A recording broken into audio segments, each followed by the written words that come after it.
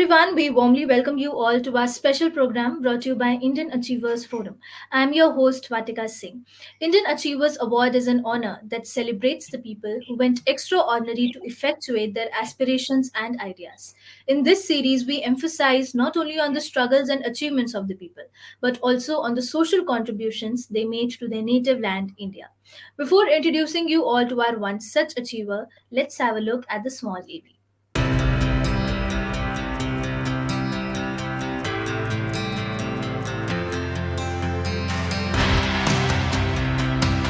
Indian Achievers Forum is driven by a full-fledged advisory board.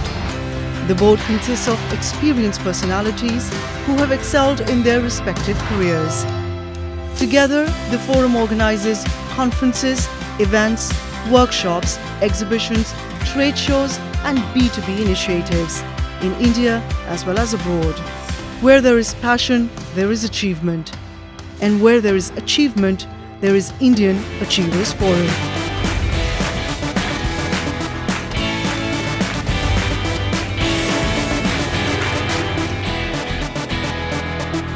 Mr. Somnath Chatterjee has over 30 years of rich experience in handling key positions at food industry FMCG giants like Nestle.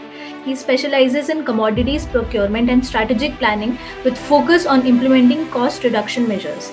He has vast experience in logistics, warehouse management, distribution, transportation, product planning, and inventory management. Hello, sir. How are you? Good evening, Vatika. Pleasure to be on board. So, before entering into the questions, tell us something about you and your professional journey. Right. Somnath Chatterjee, head of procurement and logistics at ITC. Um, I've been in the FMCG food space for the last 30 years. I started my career as a tea and coffee taster and was trained in the UK. Worked in that industry for 4 years before I went on and joined Nestle India. I used to be their tea coffee buyer. So I worked in Nestle for about 12 years. And then back in the early 2000s, when ITC Foods was conceived as a diversification, I was brought on board from Nestle to look after the procurement and supply planning bit.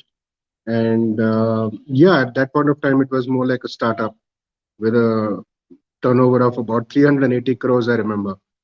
And from there, the journey has been with a couple of products like Kitchens of India, and we bought Candyman at that point of time.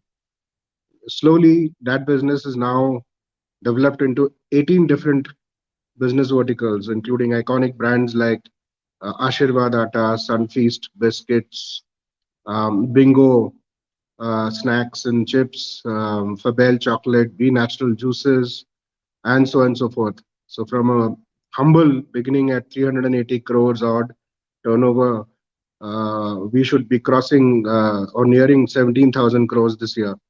So yes, it's been a fantastic journey, and I've enjoyed every bit of it. Right. So I'm really keen to know that what inspired you to pursue this particular field as your career. Oh, it completely happened in my case. It was an accident. Okay. I was a fresh graduate, and somebody I knew used to work in this company called J. Thomas and Company in Calcutta, and they kind of recruited me as a trainee tea and coffee taster. So yeah, my entry into this space was completely by accident, and it was not pre-planned. In fact, at that point of time, I remember the procurement function itself was never even called procurement. It was called purchase department, and it was far less strategic in its outlook. It was considered a kind of a necessary function to have, but it was never given the kind of importance that uh, today's companies are giving procurement. Okay, so yeah, even within this journey of procurement, there has been a lot of changes over the years, over the decades, and I have uh, in my own small way tried to make a difference in whichever company I've worked. in changing their company's mindset towards from purchase to procurement. And today, I think most uh, businesses, well managed businesses, acknowledge that you must give procurement a seat on the head table, because this is really the back end is really what is so important in today's volatile and you know uh, in a world where there is so much inflation and price volatility of things, that your entire year's profits can get wiped out in a jiffy. So you need to have a very strong supply function. Not only is it a question of money and profitability, it's also a question of sustainability and being able to even produce. So COVID was one such once in a lifetime event, which in fact taught me and my team a lot about the strength and the power of a good, well managed back end supply chain. But that's another story, and we'll discuss that as we go along. Right. So moving ahead, we know for a fact that starting anything has never been easy for any one of us. So what all were the challenging predicaments that you had to go through initially in this journey? All right. So my first company, of course, was into a very different line of business. But when it comes to Nestle, Nestle was already a 100-year-old multinational giant, and in fact, my basic grooming in all procurement tenets and strategy was really from there. Uh, so the challenge happened when I came into ITC Foods as almost like a startup team. While ITC also had been around for 100 years plus at that point of time, and they had also uh, they were past masters in tobacco business. Uh, ITC had never forayed into FMCG, particularly foods FMCG, and then realized that this is a completely different kettle of fish from tobacco business, and therefore they brought in people like me from Nestle, not because I am a commodity domain expert exclusively. The other reasons why they got me in here was to try and inculcate and replicate good systems and processes within the food system. And whenever you start building something new, there are advantages and disadvantages. So first, let me tell you the advantages. So the disadvantage, I told you that there was no system. People within ITC were unfamiliar. For instance, people didn't even have a very clear concept of what is hedging, how can you do risk mitigation for commodities, etc. So all those things I had to teach and kind of institute within ITC. Having said that, the advantages for me were that I had a fresh slate and I could choose the best and the brightest from among the industry, bring them on board, and what that resulted in was a culture much like the US of A, where the original native population is hardly anything. People from all over the world, the best and the brightest, have congregated and made them what they are today. And similarly, in my team, I have people from all the top FMCG companies who have come with their own experience, knowledge, and their own best practices in systems and processes, which then we have been able to pick and choose from and replicate within ITC. So initial days were all about trying to replicate a good model from outside, but then we charged ahead. And then I think one of the early adopters of digitization, and today I think we are fairly well digitized. The use of robotics and AI in my function is at quite a high level. In fact, probably one of the highest within the ITC system, and that has helped a lot in managing scale, size, while keeping the team very small and agile. Back to you, Vatika. Right. So moving ahead, tell us in detail about the role at ITC as of now and how do you manage your team and the people who work under you? Right. So, uh, as by designation, I am executive vice president, and I basically have a team of about 108 people today. They're roughly divided into raw material procurement, packaging material procurement, logistics, and warehousing. We also have to handle a lot of cold storages across India, not only for storing raw material and perishables like butter, etc., but we also stock a huge volume of nearly 150,000 tons of fresh potato, which is harvested during the season in March, April, and then used throughout the year. So this large volume of potato has to be cold stored, etc. So we really have domain experts for packaging. We have inputs from our categories. For instance, which are what do I mean by categories? At some point in time earlier on, I told you that today we have 18 businesses, and I have named some of them. So staples and spices is one business. Snacks is one business. Yippee noodles is one business, and so on and so forth, right? And each of these businesses have their own clusters and their own COOs, etc.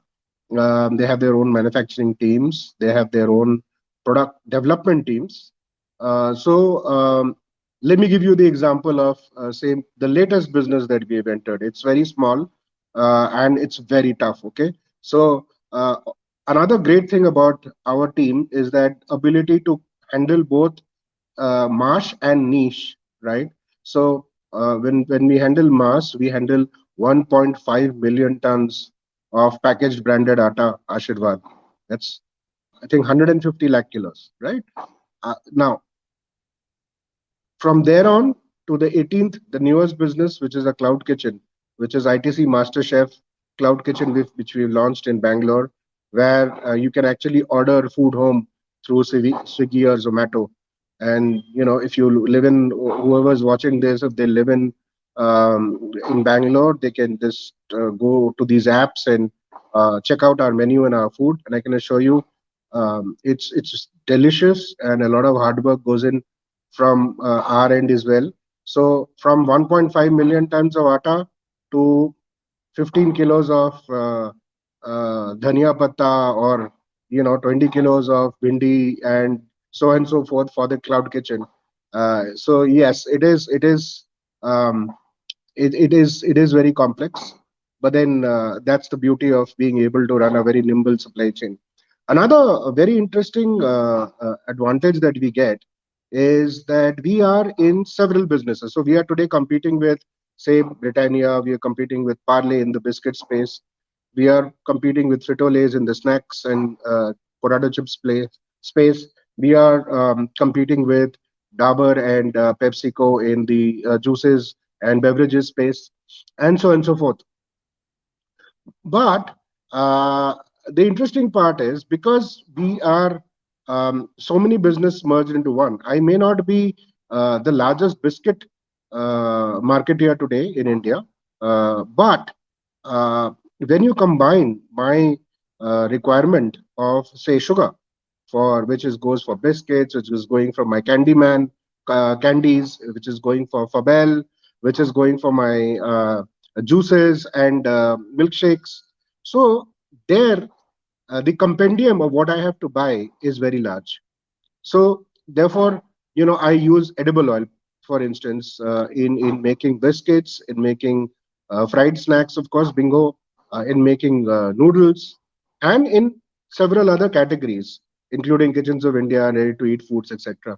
So that willy-nilly makes me one of the largest buyers of edible oil in the country.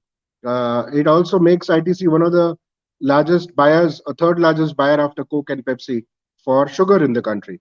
Of course, we are the largest buyer of wheat and maida in the country. So this gives us synergies, and therefore any other business which joins our repertoire of our range of businesses then automatically gets the advantage of scale.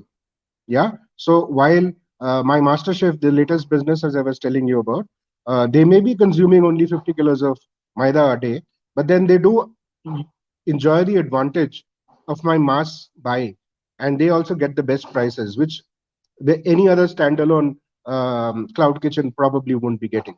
So that's another very powerful synergy that we can bring in. Back to you, Vatika.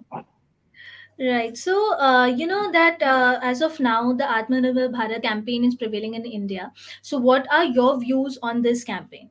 Oh, it's brilliant. In fact, this is what uh, we had envisioned about 10 years back, right? And we were delighted when Modi ji and the government of India also started coined this word Atmanirbhar Bharat and this motto and gave it to us. But about 10 years back, I was sitting with my team, and it was more of a risk mitigation exercise, and I was, asking them that, all right, how many things that we buy, and if I were to put a number on what we buy more than 14,800 different items. Okay, so it could be the wrapper of Mom's Magic 10 rupee biscuit. So even in Mom's Magic biscuits, 10 rupees, 5 rupees, 30 rupees, 50 rupees, we've got so many different SKUs, and therefore so many different items of packaging material, right? And of course, there are so many raw materials. We handle more than 3,500 vendors across the country. So I told my team, look at all the entire vendor base, look at whatever we are procuring, and let's ideate what is made in India and what are we importing. And then we came out with a list of all things that are being imported. Um, and we very critically looked at it, and we gave ourselves a time frame of 5 years, and said that at the end of this time frame we should be completely um, we should have done import substitution for everything, right? We should be completely Indian. At that point of time, the motto Atmanirbhar Bharat had not been coined, right? But this was our own efforts, and slowly but steadily we were able to do that. And I'm so proud to tell you today that in ITC Foods, whatever you buy from ITC Foods is all 100% proudly made in India with love. Okay, except for the certain things where we are actually calling it out, like our coffees, which have a blend of Nicaraguan and Panama, except for our chocolates, which have Ghana, Ivory Coast, and some of the specialty, where we are calling it out on the product that it is dark chocolate from Ghana. Other than that, all the other products are 100% Atmanirbhar and made in India. We had to therefore work very hard with local vendors, encourage them, give them the specification sheet. Sometimes our product development teams worked with them to even develop an Indian alternative to, say, a chemical or an ingredient which is coming from Germany or from China, right? And there was a lot of capex which some of our vendors had to invest in to be able to do that and make it in India. And we often partnered them. We worked with them. We even sometimes collated the buy and told them that, listen, in the biscuit industry, we are buying so much of this particular ingredient, and I'm sure if we are buying so much, then the others are buying. Britannia is probably buying it. Parley is probably buying it. Bisc Farm, etc., all buying it. So why don't you look at setting up this business and making it here in India, and we will hold your hand and we will take it forward. And that's we've done that with more than 172 different items across over the last 10 years, and we've been able to crack that. uh, the biggest benefit of this we got was during the COVID outbreak. So I remember early in January or February 2000, when we were getting these dire reports of COVID from initially from China and then from parts of Europe, Italy. Things were bad. We knew that it was only a matter of time before supply chains get broken, and before it would become impossible for companies to import from abroad, particularly China and Europe. At that point of time, when we looked at what we have to import and where is the import dependence and where is the risk, we were delighted to find that there was none. Okay, and whatever little bit, whatever we imported, we went ahead and quickly ordered, stored it, so that we were not disrupted. And that is exactly what led to the great response by ITC Foods. In fact, if you remember, we were one of the first companies who were who actually were never off the shelves. We never went off the shelves. I remember at 8 p.m., the Prime Minister came and told us that from tomorrow it's a lockdown, and from midnight it's a lockdown. And that night at 11, we had an emergency top management meeting, and we decided that uh, they've also given in that advisory that food and pharma are essential industries and will continue, and therefore we are allowed to continue, and we will continue with all due COVID protocols and COVID precautions, which we had already started taking. All our plants were well equipped, and we went ahead. We never stopped production, and when shelves were empty of other products, we were there. It was, of course, very challenging to convince our vendors while we were able to run our plants. We can only run our plants if the raw and packaging material comes in, right? And it was the challenge was to convince our vendors and to make them emerge कि डर के आगे जीत है भाई चलाओ plants chalao. We will tell you how to run your plants. We will give you the COVID protocols which you can maintain for the protection of your workers and staff. But you need to do this, and it's almost like service to the nation because people have to eat, right? So but it was tough initially to convince everybody to start. And even when they started and they were dispatching material, there were a lot of our trucks which were stopped on the roads, and then we had to network with the bureaucracy and the police and the administration.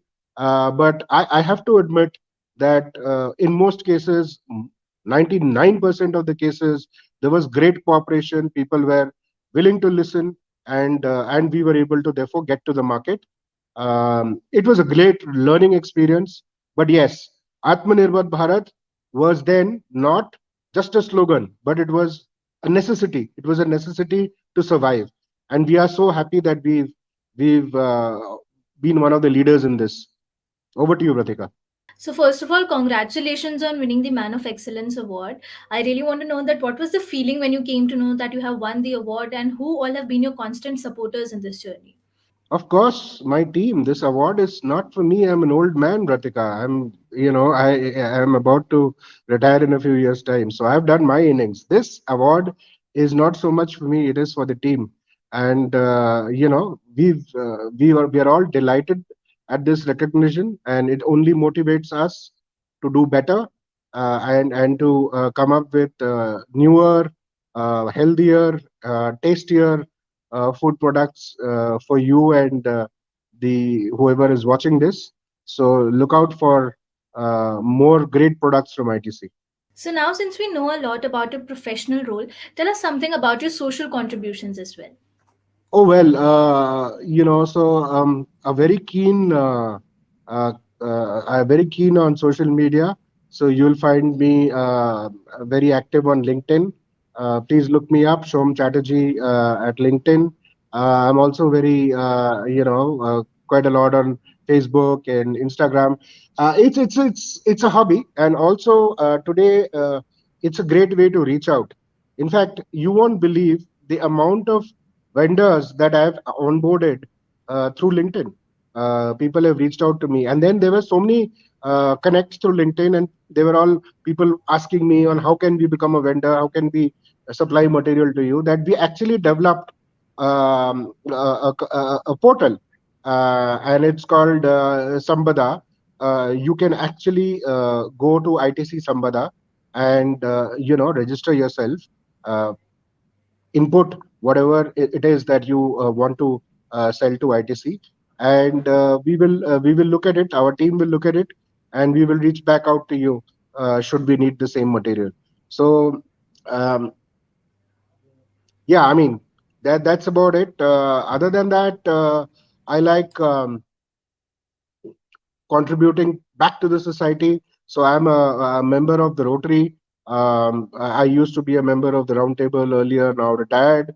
I'm a member of Bangalore Chamber of Commerce and Industry, a member of Indian Vegetable Oil Producers Association, member of All India Sugar Traders Association, and Indian Merchant Chambers Bombay. So yeah, this all of this keeps me kind of busy. So, before concluding this session, you know that IF is followed not only by mainstream organizations, but also those young minds who aspire to be like our achievers someday. So, what is that one message you'd like to give them? Oh, okay. So the one message. So I remember an incident when I was a fresher in Nestle. I had we were delighted to have Mr. Jean-Marc Welty, who was one of the global supply chain heads who was visiting us in Delhi. And so I was very fascinated with and very impressed with this man. And he must have been about my age now. He must have been in his mid 50s, and I must have been in my early 20s. So that's when I went to him and asked him, "Sir, what's the secret of your success?"